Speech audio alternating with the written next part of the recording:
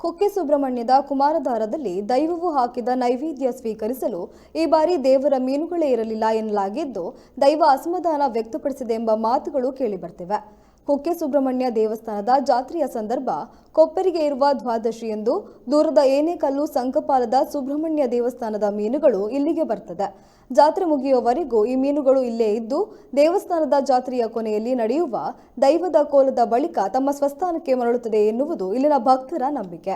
ಆದರೆ ಈ ಬಾರಿ ದೈವ ಹಾಕಿದ ನೈವೇದ್ಯ ಸ್ವೀಕರಿಸಲು ದೇವರ ಮೀನುಗಳೇ ಇರಲಿಲ್ಲ.